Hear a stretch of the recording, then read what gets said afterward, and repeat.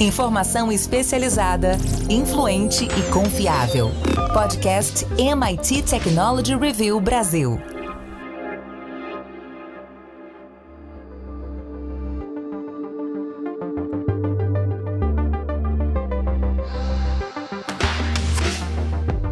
Olá, eu sou André Miceli e esse é mais um podcast da MIT Technology Review Brasil.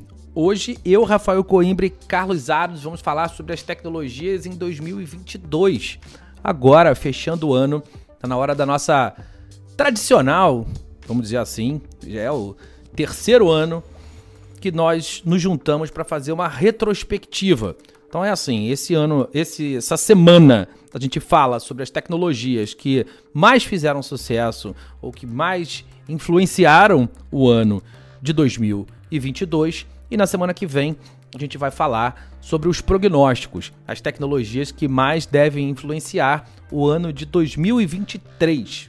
Antes da gente começar, eu quero dizer que esse podcast é um oferecimento do SAIS Analytics Softwares and Solutions e fazer aquele convite semanal, o convite para você entrar na nossa comunidade lá em www.mittechreview.com.br/assine. Bom, hoje vai ser da seguinte forma, cada um de nós vai puxar uma tecnologia, uma dupla de tecnologias, a gente vai aqui ter uma licença poética para chamar as tecnologias que, na nossa opinião, na opinião de cada um de nós três, as tecnologias que mais influenciaram esse ano que está acabando, e depois a gente coloca a tecnologia à mesa para discutir. Vamos avaliar a tecnologia que o outro trouxe. Quero começar com meu amigo Carlos Aros. Aros, qual a tecnologia ou quais as tecnologias que mais influenciaram esse ano que está acabando, meu amigo? Acho que não tem como fechar 2022, já ia falar 2023, não tem como fechar 2022 sem a gente falar do bendito metaverso, né? Uma proposta interessante de conexão entre as experiências que a gente tem no mundo físico, associadas a um sem número de tecnologias. Então talvez o metaverso possa ser entendido sob alguma perspectiva como o encontro de diversas tecnologias que foram se viabilizando e se consolidando ao longo de muitos anos, e que agora a gente dá um destino e consegue fazer algumas entregas de experiências para as pessoas, para os usuários, de maneira mais plausível. E a gente está falando sobre não mas sobre diversos metaversos, diversas plataformas, diversas propostas, cada uma delas com uma abordagem diferente, com o uso de tecnologias diferentes, mas com o entendimento de que tudo que a gente está vivendo é um eterno beta. A gente não chegou a uma versão final. 2022 foi o momento em que as pessoas, de maneira mais ampla, tiveram contato com essa ideia do que é o metaverso, mas que ainda não se apresentou como uma proposta viável para que as pessoas adotem, assim como, por exemplo, os smartphones foram adotados, ou seja, você encontrou ali finalidades várias e uma atribuição efetiva para aquilo na nossa vida, a ponto de a gente investir e incorporar para o nosso cotidiano. O metaverso está restrito ainda a determinados grupos, ainda muito associado ao universo gamer e a composições dentro desse universo, mas já vai se desmembrando, já vai ganhando vida própria com algumas iniciativas, e aí a gente tem que citar a Meta, a gente tem que citar a Microsoft, a gente pode citar a NVIDIA e a capacidade de processamento incrível que eles estão entregando com a composição de mundos em tempo praticamente real por meio do uso de inteligência artificial e um sem número de outras aplicações de realidade aumentada e etc. Iniciativas de negócios, a gente falou no podcast na semana passada sobre o mundo da moda e como a indústria da moda vem se apropriando do metaverso, e esse é um dos vários exemplos, a indústria do entretenimento, shows e por aí vai. A gente tem que falar sobre uma economia em paralelo que se desenvolveu ao longo desse ano no metaverso.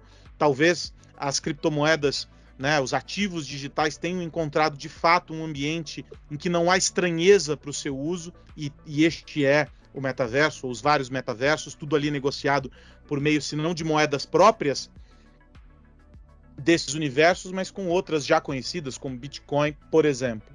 Então, a gente tem, em 2022, o começo de uma história. E vamos fechar 2022 com várias perguntas pelo caminho. E a expectativa é de que as organizações que estão investindo pesadamente nisso consigam trazer essas respostas. Não só para os usuários, mas para o mercado de maneira geral, que ainda está tentando entender como ganhar dinheiro com isso. E aí a gente sabe que a conta é simples. Se não for possível ganhar dinheiro com isso, ninguém vai querer estar lá. É preciso trazer, a conta tem que ser paga, a conta tem que fechar. E aí todos estão em busca desse modelo, dessas respostas, para isso viabilizar. Não sei se, como o Rafa disse na semana passada, nós vamos chegar num metaversão, né, num único ecossistema que congregue todos os demais, mas é possível. Agora, a gente sabe que as iniciativas das empresas caminham em bom ritmo, com os resultados interessantes, e este foi 2022, este foi o metaverso em 2022. Tem muita gente que ainda não faz a menor ideia do que é, e eu acho que esse é o desafio, é apresentar para essas pessoas e provar a efetividade para aquelas que já estão lá investindo e testando, desde quando tudo aquilo lá era só mato. Rafa, metaverso, cola ou não cola? É importante? Faz sentido que ela seja uma das tecnologias mais importantes do ano? Faz, André. Eu acho que ela gerou mais frustração do que ânimo em 2022, mas é normal. A gente sabe que geralmente é assim. O metaverso talvez seja um dos maiores desafios que a gente tem pela frente em termos de comunicação, de ambientes. Vai exigir uma nova infraestrutura em termos de energia, capacidade de processamento, aplicações sobre isso. Então não vai ser uma coisa feita de uma hora para outra. Mas é bom que isso aconteça. É bom que a gente tome de vez em quando um pouquinho aí de um balde de água fria. Né? Eu concordo com o Ares, a gente está plantando ali as primeiras sementes. É bom por um momento, mas eu acho que muita gente se frustrou. As pessoas acham que tudo é feito da noite pro dia. Você estala os dedos e acontece. E não, vai dar trabalho. Eu colocaria aí como um desafio, né, talvez, nessa equação toda, algo que não está sendo tão explorado ainda, até porque está nesse momento embrionário, que é uma palavrinha feia, mas importante, da interoperabilidade. Então, desde já, a gente tem que começar a pensar não só como esse metaverso está sendo construído, esses eixos, mas também em como a gente vai começar a construir pontes entre esses eixos e protocolos e formatos, porque se a gente tiver que ficar pulando de um lado para o outro, tendo que fazer login, tendo que colocar um equipamento específico, isso não vai colar. Então o Ares estava falando, olha, né, a sociedade tem que ali entender valor naquilo ali, tem que pegar. Para pegar tem que ser fácil, tem que ser barato. E eu acho importante que as empresas, se não essas que estão construindo o metaverso, pode ser que algumas startups aí por fora comecem a, vou chamar aqui, costurar esses metaversos, para que eles deem liga e faça sentido para as pessoas usarem o metaverso. Senão, vai ficar muito difícil, vai levar mais tempo ainda do que eu acho que vai levar. Pois é, eu tô com vocês. Acho que o tema é relevante. Sem nenhuma dúvida, foi, de certa maneira, frustrante. Então aí, os acionistas da Meta que não nos deixam mentir. A Meta sofreu na pele as repercussões, os desdobramentos de ter feito um all-in, talvez de uma forma muito cedo, mas o fato é aquele que eu mencionei na semana passada sobre as curvas de adoção e descarte de tecnologia, essas curvas que não estamos habituados a ver normalmente. E dessa vez a gente está acompanhando tudo muito de perto. Quem gosta do assunto, eu recomendo que vá lá escutar o podcast da semana passada. A gente também falou sobre o metaverso, só que sob uma outra perspectiva. Mas eu também acho que esse é um assunto inevitável. Nós vamos falar muito sobre metaverso. não sei em que proporção vamos viver no metaverso, mas sem dúvida nenhuma ele vai fazer parte da nossa vida de uma maneira muito maior do que a gente consegue imaginar ou consegue perceber ainda. A gente ainda tem limitações com os dispositivos, eles ainda são muito grandes, ainda tem limitações com o preço, e essa é sempre uma questão que levantam quando nós discutimos o metaverso. Foi assim também com os dispositivos móveis, com os aparelhos celulares. Muitas vezes as empresas e também as companhias que vendem transmissão de dados subsidiaram os aparelhos. Isso ainda acontece sempre que um lançamento chega, a gente vê ali algumas promoções, algumas ações que fazem com que seja mais barato comprar o dispositivo. Isso vai acontecer no metaverso também, quando as empresas, primeiro, aquelas que produzem os equipamentos, já tiverem mais escala, e segundo, as empresas de transmissão de dados, as empresas que eram puramente telecom, quando elas estiverem mais envolvidas nesse contexto. Então, entendo que o metaverso é, sim, um tema fundamental para a gente olhar, discutir e também como uma referência para o ano de 2022. Rafa Coimbra, sua tecnologia, ou suas tecnologias, se você preferir. Eu vou juntar duas, André, no mesmo pacote, porque eu acho que elas têm muita relação com a análise que eu quero fazer, que é exatamente essa do longo prazo. Eu acho que talvez a gente ficou um pouco viciado numa cultura de curtíssimo prazo, né? Nesse mundo de startups, de soluções que vão dar certo em um ano, muito dinheiro sendo colocado. E eu quero falar aqui do James Webb, um super telescópio, e falar também de fusão nuclear. São duas tecnologias de um campo científico e que levaram muito tempo para que ficassem prontas. O James Webb, na verdade, foi lançado ali no fim de 2021, mas o marco que eu acho importante pra gente, que é de 2022, são aquelas primeiras imagens que foram reveladas ali lá do início, de alguns berçários de estrelas. É como se a gente estivesse olhando para o início do universo. Vai ajudar a gente a entender da onde a gente veio. São questões bem filosóficas, físico-filosóficas, que vão mudar o nosso jeito de olhar também para frente. A gente está falando, portanto, de passado / futuro, mas o James Webb ele foi muito criticado quando ele começou-se o projeto. É o mais caro da história, foram, sei lá, quase 30 anos de projeto, 10 bilhões de dólares. Tinha muita gente que colocava em dúvida se valia a pena. E quando essas primeiras imagens elas aparecem, fica muito claro, sem trocadilho, porque realmente as imagens são mais claras se comparadas às do Hubble, que valeu, porque começa agora uma nova rodada. Você olha para esse resultado que foi pensado lá atrás, décadas atrás, com tecnologias que foram sendo elaboradas ao longo desses anos todos, embarca-se aquilo ali numa nave, num telescópio, e o negócio deu certo. E agora, a gente, a partir disso, começa já a pensar nos próximos 10, 20, 30 anos. Então a gente vai dando saltos que são muito valorosos para um ambiente científico. A mesma coisa se dá na fusão nuclear. Agora, no finzinho do ano, a gente teve uma notícia fantástica. Há anos também os cientistas tentam fazer uma nova forma, né? Criar uma energia que seja limpa, que seja praticamente infinita aqui para a Terra, e eles conseguiram provar. Na verdade, já se tinha feito ali fusão nuclear, a combinação dos átomos para gerar energia em laboratório, mas o equipamento é grandão, tem imã, tem uma série de fatores ali que fazem para que a fusão aconteça, você gasta muita energia. E o que eles fizeram agora, na verdade, foi, no fim das contas, conseguir com que o resultado da fusão nuclear gerasse mais energia do que a gasta para produzir aquela tecnologia, aquela energia. É uma energia limpa, é algo que, quando tiver também, é o início do início do início, mas os cientistas levaram dezenas de anos, são décadas de pesquisa, para agora provar que o troço vale, dá certo, para agora começar um desenvolvimento que também vai levar décadas.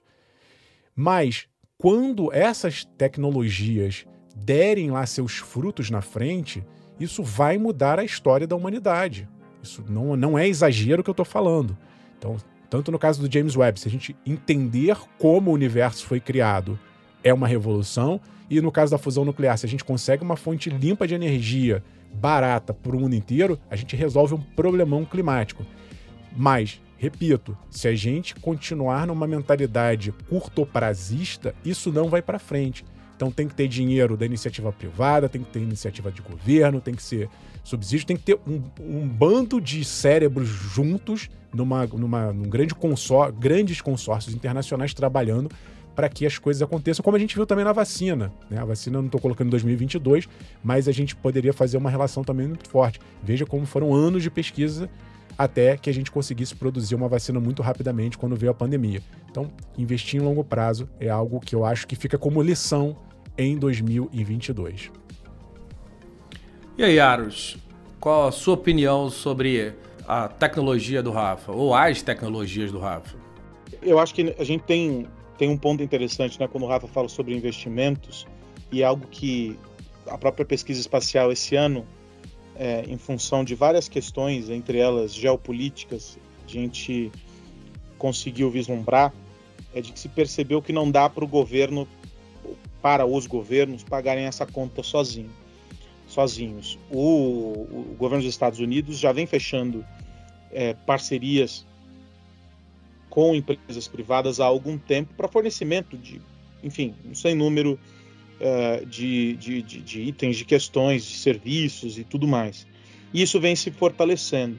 A própria discussão no campo, principalmente jogando a pesquisa espacial, sobre financiamento da estação espacial, se tornou cada vez mais importante à medida em que se definiu um kill date ali para o funcionamento da estação, a saída da Rússia do programa, o investimento da China na sua própria estação, e aí você tem a geopolítica interferindo nisso e cada vez mais frentes sendo trabalhadas. Então é positivo que se tenha mais frentes sendo trabalhadas, é ruim que se tenha uma competição e não um consórcio trabalhando para isso, porque você pulveriza essas iniciativas, mas é interessante como, em função dessa divisão em que a conta foi ficando cara para esses governos, e aí, claro, o governo dos Estados Unidos se torna esse exemplo, e nesse ano a gente viu muito isso, a abertura para que as empresas privadas possam também, respeitando regras,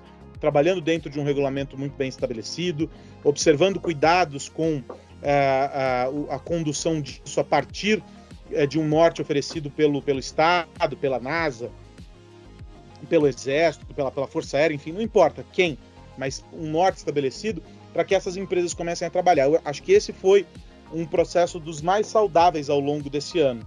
A gente nunca teve tantas missões acontecendo e a gente tem agora a ideia de que esse financiamento, essa conta, ela pode ser paga e os resultados desses projetos, dessas empreitadas, o próprio James Webb e outros, podem ser divididos entre as empresas e os governos e a gente alcançar mais resultados com um custo menor também para a população, uma vez que se encontra um retorno mais objetivo para tudo isso.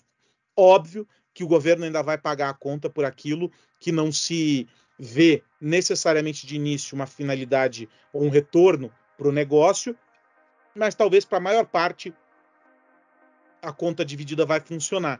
Então a gente aprendeu alguma coisa nesses 1 ou 2 anos aí que passaram e a gente talvez por ano que vem tenha um encaminhamento bem mais interessante de tudo isso. Esse juízo de valor entre retorno sobre investimento de curto prazo versus o ROI no longo prazo tem sido bastante discutido em todo o espectro da inovação.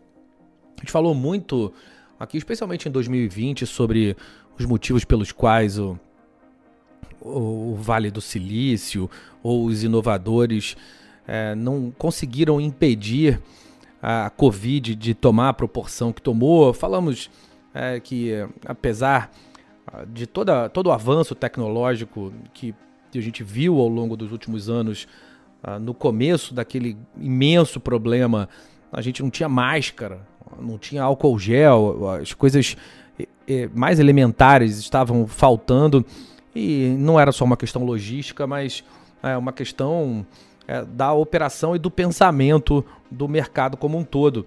E aos poucos a gente tem colocado em xeque o curto prazismo, a ideia de que os mercados pressionam pelos resultados trimestrais e muitas vezes os executivos, como resposta a essa pressão, acabam se esquecendo um pouco de como as suas empresas vão se comportar nesse longo prazo, e esse pensamento, aliado a análises simples, como por exemplo, a gente fazer uma comparação das empresas que estavam na Fortune 500 20, 30 anos atrás com as que estão agora, mostra que só responder ao trimestre não necessariamente vai dar longevidade às organizações.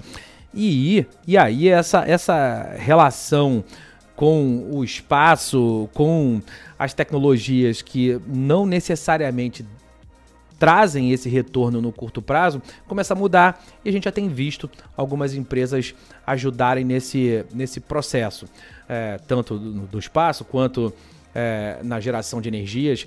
Esse processo de transição energética também tem sido bastante discutido. Existe uma iniciativa muito forte no MIT em relação a esse tema, e empresas que estão captando muito dinheiro e até agora não deram absolutamente nenhum retorno para os seus acionistas, porque esses acionistas estão investindo com uma prerrogativa diferente. Não é mais de fazer uma saída em 2, 3 anos, não é mais de fazer um valuation daquela velha alegoria da noiva maquiada, não é nada disso, mas sim de criar uma grande empresa que de fato possa mudar a humanidade. Bom, vou colocar a mesa aqui. O Aros falou de metaverso, fazer um pouco uma extensão desse processo, falar de Web3, mas mais especificamente das NFTs.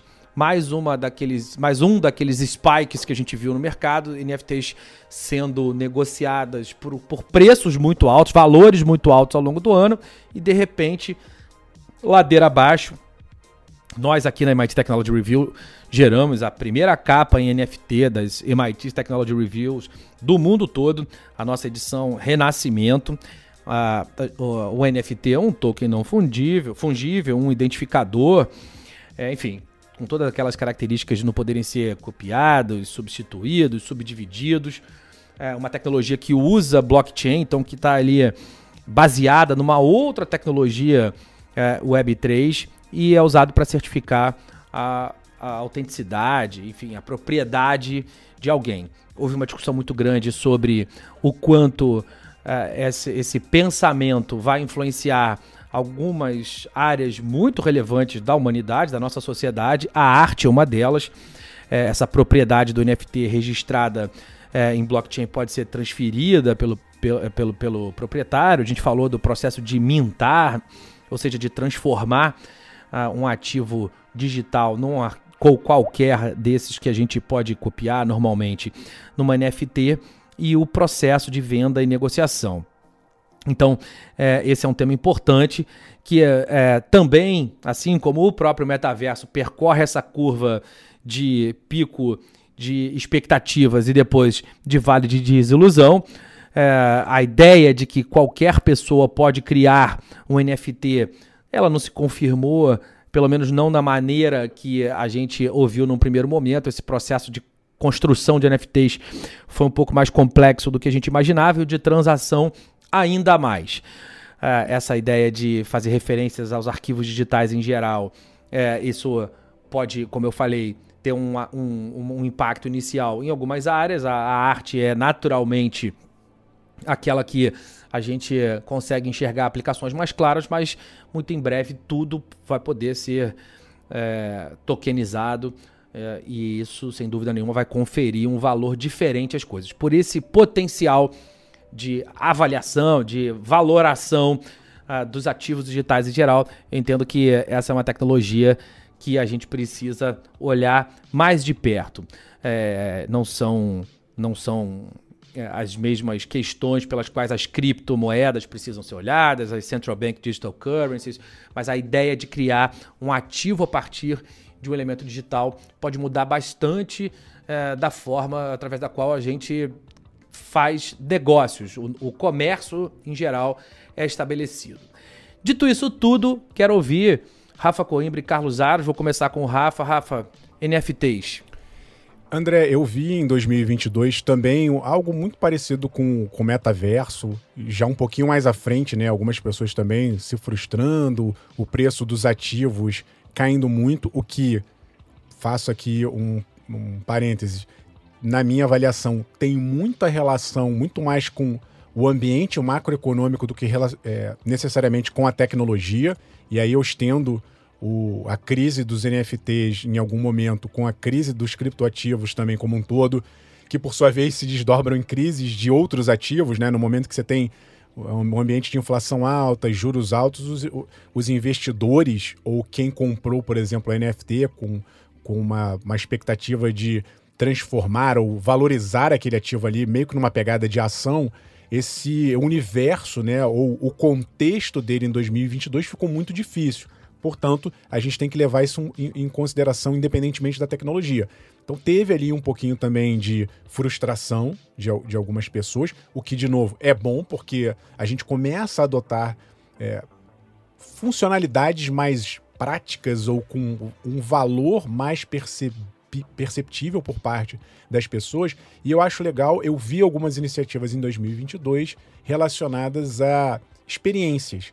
A gente lembra que o NFT ele bombou ali muito ainda dentro de um contexto online, em que a gente estava ali no fim da pandemia, as pessoas estavam ainda se encontrando virtualmente, e esse ambiente online gerou ali um gatilho muito forte para NFTs. Agora, com a volta do presencial ou do híbrido, eu acho que a gente tem que pensar em NFT como algo além só do digital. Ou, melhor, a gente pode fazer combinações de digital com físico.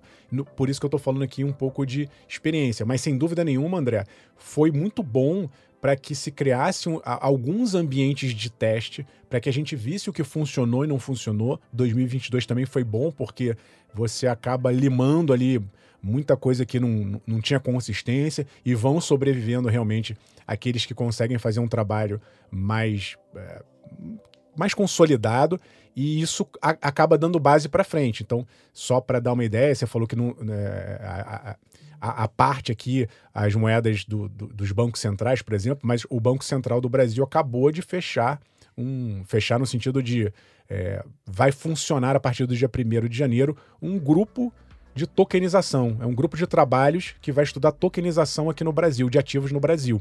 Não tem nada a ver ainda com a moeda, né, o real digital, mas veja, já é um ambiente em cima de experiências passadas. Provavelmente esse grupo de trabalho vai pegar essas referências, vai pegar o que se fez no mundo em termos de tokenização, e NFT é token, e a partir dali a gente vai aprimorando.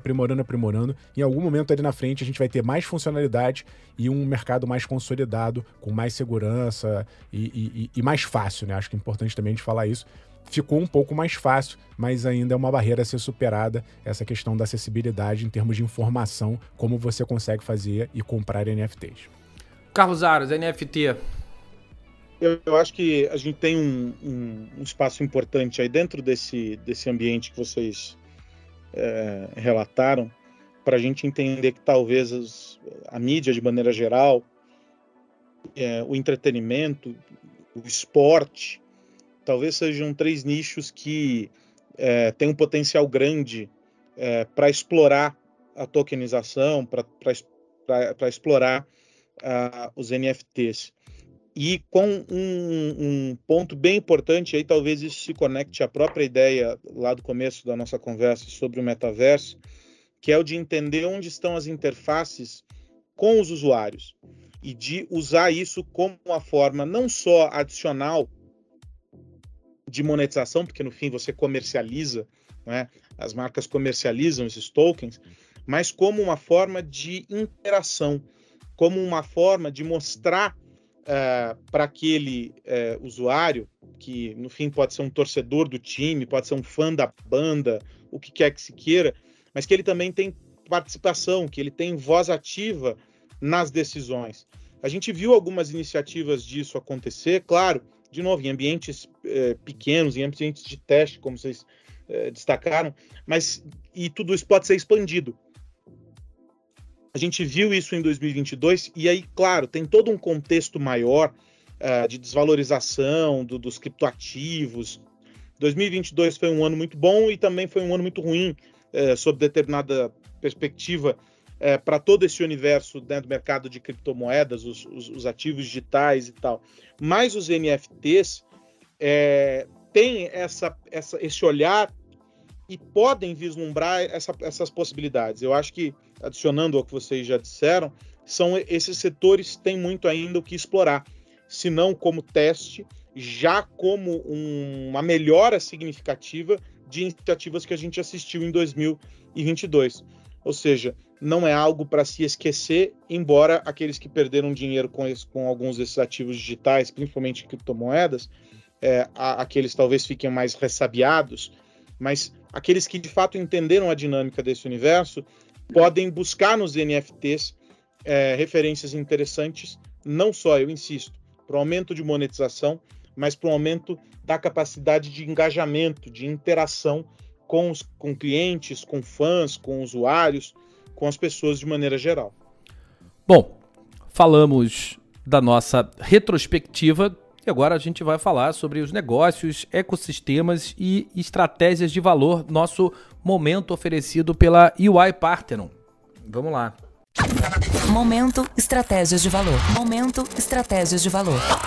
Apresentado por EY Parthenon. Olá, esse é o Momento Estratégia de Valor apresentado pela EY Parthenon. Hoje seguimos falando sobre ecossistemas de saúde. Se por acaso você perdeu os episódios anteriores, é só dar um pulo no site da MIT Technology Review Brasil e conferir o conteúdo. Comigo, aqui está a Luciane Infante. Nós sabemos que o paciente exerce um papel fundamental nesse ecossistema. Qual é o lugar do paciente nessa equação? Nós na EY identificamos, por exemplo, que a saúde deixou de ser a quarta prioridade para o brasileiro, passando para ser a segunda. Ela deixa. Antes nós tínhamos alimentação, moradia, educação e saúde. Pós-pandemia, a saúde só perde para alimentação. O que isso significa? Significa que a gente tem uma população ávida por se cuidar, por se preparar. E a pandemia trouxe isso como aprendizado. O que isso mexe?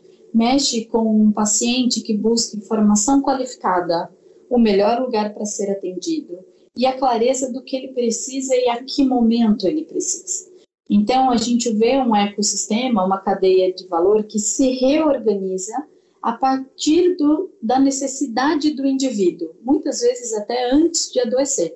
Então, o paciente deixa de ser o elemento que está sendo cuidado, o elemento que está recebendo um serviço médico-assistencial e passa a ser um agente foco de cuidado, desde o seu momento saudável ao seu momento do evento e até ao longo da sua vida e sua capacidade de passar por situações como a pandemia. O paciente, que antes entrava no centro quando doente, se torna um indivíduo que busca incessantemente sua saúde.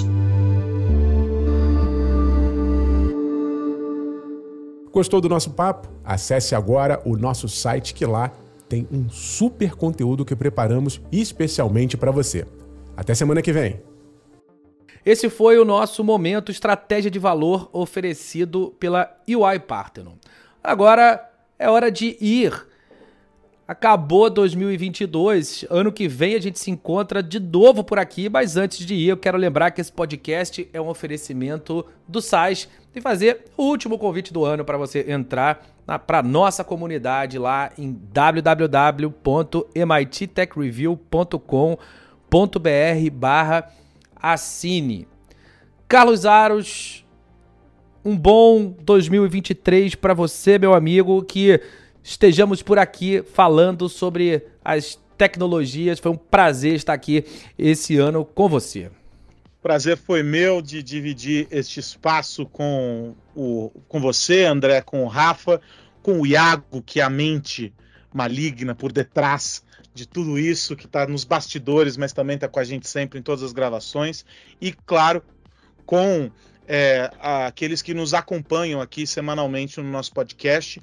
Faço a forte recomendação para que continuem em 2023 conectados conosco, não só aqui no podcast, mas no site, na revista, se não pelo impresso, pelos conteúdos que estão disponíveis digitalmente para os nossos assinantes, que vão muito além, é preciso dizer, da revista que chega bimestralmente, e que a gente consiga discutir cada vez mais e com mais profundidade negócios, tecnologia e sociedade ao longo deste 2023. A gente se encontra no ano que vem. Um abraço para você, para o Rafa e para todo mundo que nos ouve.